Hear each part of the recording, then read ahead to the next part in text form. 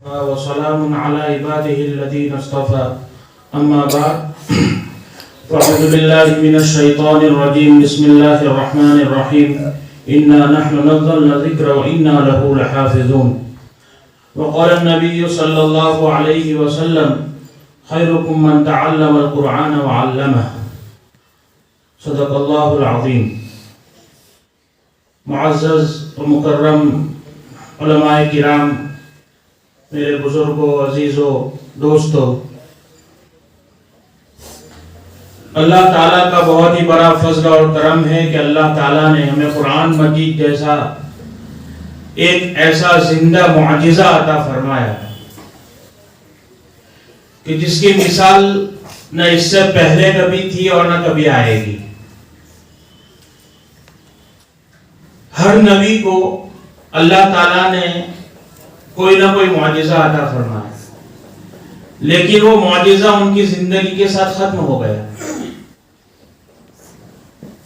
جیسے حضرت موسیٰ علیہ السلام کو معجزہ عطا فرمایا تھا ایک لاٹھی کی شکل میں، ایک عصا کی شکل میں، کہ جب وہ عصا پھینکتے تھے تو وہ سانپ بن جاتا تھا، اژدہا بن جاتا تھا، ہاتھ میں پکڑتے تھے تو واپس وہ عصا بن جاتا تھا.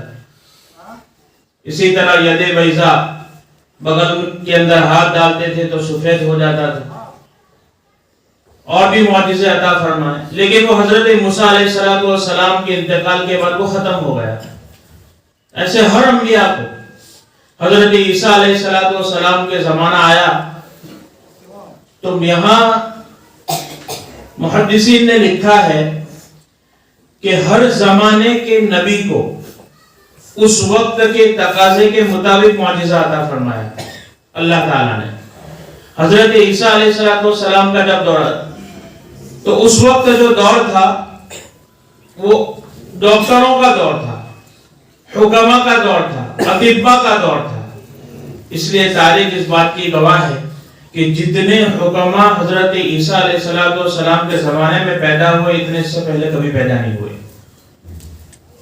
اور جیسے دعوے کیے اللہ نے اس سے بڑھ کر اپنے انبیاء کو معجزہ عطا فرمایا. جیسے میں نے کہا حضرت موسیٰ علیہ السلام کے زمانہ یہ جادوگروں کا زمانہ تھا، تو آپ نے جو معجزہ عطا فرمایا وہ جادو جیسا معجزہ تھا. اور حضرت عیسیٰ علیہ السلام کا دور جیسے کہ میں نے کہا اطباء کا تھا، تو اللہ تعالیٰ نے آپ کو اسی کے مطابق معجزہ عطا فرمایا تھا کہ جب وہ لوگ کوڑ کی بیماری جو ہوتی تھی اس کو اچھا کر دیتے تھے دوائیوں کے ذریعے سے، عجیب بیماریاں ہوتی تھی، لیکن اللہ تعالیٰ نے اپنے نبی کو حضرت عیسیٰ علیہ السلام کو ایسا معجزہ عطا فرمایا کہ مردے کے قبر پر اگر ہاتھ مارتے تھے تو مردہ زندہ ہو جاتا تھا. ایک طرف اشارہ تھا کہ تم دنیا میں چاہے کتنی ترقی کر لو، لیکن تم ہماری ترقی کے آگے تمہاری ترقی کچھ نہیں ہے. تم تو صرف بیماری کو ٹھیک کر سکتے ہو، ہم تو زندہ کو مردہ کر سکتے، ہم تو مردے کو زندہ کر سکتے ہیں، ہمارے اندر یہ طاقت ہے. فتح الملہم میں علامہ عثمانی رحمۃ اللہ علیہ نے یہ بات لکھی ہے کہ اللہ تعالیٰ نے روزہ جو بہت اہم عبادت ہے، روزہ بہت اہم عبادت ہے، اس لیے کہ روزے کے بارے میں آتا ہے کہ یہ میرے لیے ہے اور اس کا بدلہ میں خود دینے والا ہوں. الصوم لی وانا اجزی بہ، کہ روزہ میرے لیے ہے اور اس کا بدلہ میں خود دیتا ہوں. نماز سے بھی زیادہ اہمیت روزے کی بیان فرمائی اللہ کے رسول صلی اللہ علیہ وسلم نے،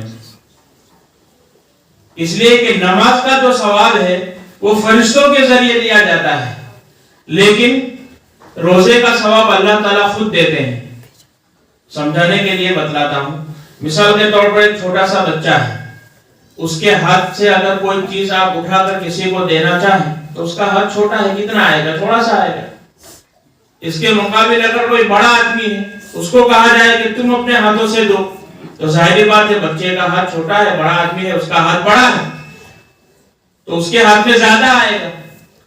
تو فرشتوں کی ایک حد ہے لیکن اللہ تعالیٰ کی کوئی حد نہیں ہے. تو اگر ثواب فرشتوں کے ذریعے دیا جاتا ہے تو پتا چلا کہ نماز کا جو ثواب ہے اس کی ایک حد ہے، لیکن روزے کا جو ثواب ہے اس کی کوئی حد نہیں ہے. تو علامہ عثمانی رحمۃ اللہ علیہ فرماتے ہیں کہ روزہ اتنی اہم عبادت، اس کے بعد بھی اس کو زمین کے اوپر کیا جاتا ہے۔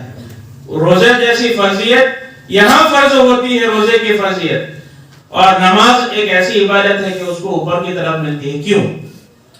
کہا کہ اوپر اللہ تعالیٰ نے جو بلایا یہ خاص کوئی نماز کے لیے نہیں بلایا تھا۔ علامہ عثمانی رحمۃ اللہ علیہ فرماتے ہیں کوئی خاص نماز کے لیے نہیں بلایا تھا، بلکہ اس لیے بلایا تھا اللہ تعالیٰ کو معلوم تھا کہ آنے والی جو میری امت ہے، میری جو قوم ہے، یہ جو میرے بندے ہیں، یہ آگے جا کر چاند پر جانے کی باتیں کرے گی، یہ دعوے کرے گی کہ ہم چاند پر جائیں اور وہاں ہم نے یہ کام کیے اور وہ کام کیے۔ تو اللہ تعالیٰ نے اپنے نبی کو پہلے ہی اس بلندی کے اوپر لا کر کھڑا کر دیا کہ جس کے بعد وہاں کا تو کوئی دعویٰ کر ہی نہیں سکتا، عرش کا تو کوئی دعویٰ کر ہی نہیں سکتا کہ کوئی عرش کے اوپر پہنچ جائے۔ تو اللہ تعالیٰ نے ہر زمانے کے مطابق معجزے عطا فرمائے۔ تو قرآن مجید جو اللہ تعالیٰ نے اللہ کے رسول صلی اللہ علیہ وسلم کو معجزہ عطا فرمایا، یہ علم والا معجزہ ہے۔ اسی لیے ایک طرف دعویٰ ہے کہ تم پوری انسانیت مل کر، پورے جنات مل کر تم قرآن جیسی ایک آیت لا کر ہمیں دکھا دو، ایک آیت لا کر دکھا دو اگر تم سچے ہو۔ جب سے دنیا بنی ہے، جب سے قرآن مجید کا نزول ہوا ہے، قرآن مجید کے نزول سے مجھے ایک بات یاد آئی۔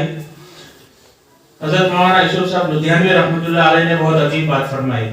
ایک جگہ حضرت نے لکھا ہے کہ جب قرآن مجید کے اتارنے کی باری آئی تو انہوں نے تو جملہ لکھا ہے کہ روح مقدس کے ذریعے، روح مقدس کے ذریعے قلب اقدس کو دھویا گیا تاکہ کتاب مقدس کا نزول ہو سکے۔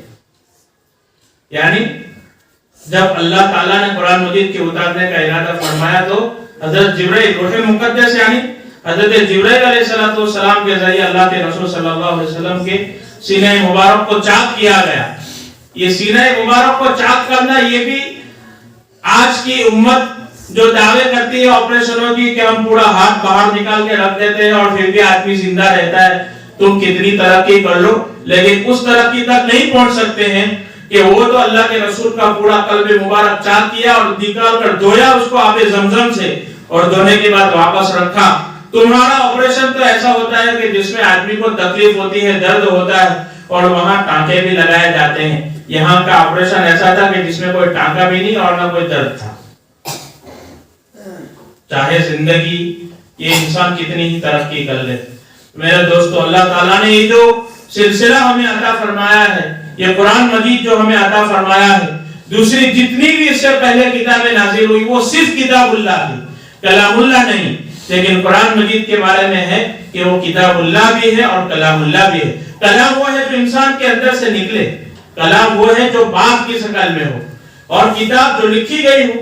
یہی وجہ ہے کہ حضرت موسیٰ علیہ السلام کو جب بلایا گیا اور کوہ طور پر، تو آپ کو کچھ تختیاں دی گئی تھی، تو پتہ چلا کہ وہ لکھا ہوا تھا، لیکن اللہ کے رسول صلی اللہ علیہ وسلم کے قلب مبارک کے اوپر یہ جبرائیل علیہ السلام کے ذریعے سے وحی اتاری جاتی تھی، اور اس کے بعد آپ کے سینے سے سینہ اب صحابہ کرام نے لیا، صحابہ کرام سے تابعین نے لیا، اور یہ ہمارے اوپر یہ سلسلہ وار ہم تک پہنچا ہے۔